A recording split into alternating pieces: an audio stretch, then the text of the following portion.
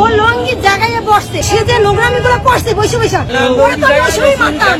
বাংলাদেশের রাস্তাঘাট কিংবা বাস ট্রেনে নারী যাত্রীদের হয়রানি নতুন কোনো ঘটনা নয়। দিনের পর দিন বেড়েই চলেছে এই অপরাধ। এবার বাসে মা মেয়ের দিকে অশ্লীল অঙ্গভঙ্গি করার অভিযোগে এক মধ্যবয়স্ক ব্যক্তিকে দেওয়া হয়েছে ধোলাই। শুধু ধোলাই নয়, কান ধরেও উঠবস করানো হয়েছে তাকে।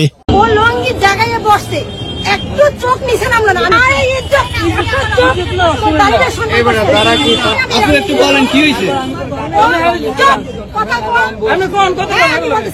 আমরা রূপাতলি থেকে মাইজি উঠছি, আমরা বসে পরে পথে দিয়ে উঠছে ড্রাইভারের জিগান। ও উঠছে পর থেকে ও লঙ্গি জায়গায় বসছে, একটু চোখ নিচে নামলো না। আমি অনেকবার ফলো করতেছি, আমরা কথা বলতেছি, ও মানে ওর চোখ তো যায় না, কিন্তু চোখে তো কিছু করতে পারবো না। কিন্তু সে লঙ্গিটা জায়গায় বসছে এবং সে যে নোংরামিগুলো করছে বসে বসে, মানে আমার নিজের কাছে গিজগিজ করতেছিল।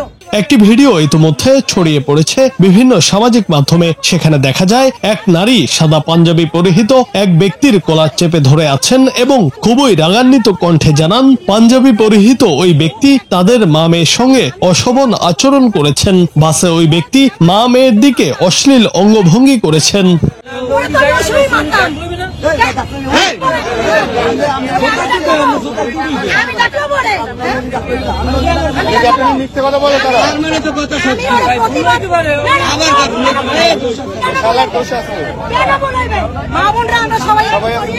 আমাদের সম্মান আছে না,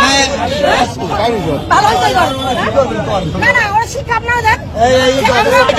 আমি বলি আর 10টা মানুষ যেন নোংরা মানুষ এরকম নোংরামি না করতে পারে, এই জন্য ওরা শিক্ষা দেওয়ার জন্য সবাই শিক্ষা পায়। দেখুক সমাজের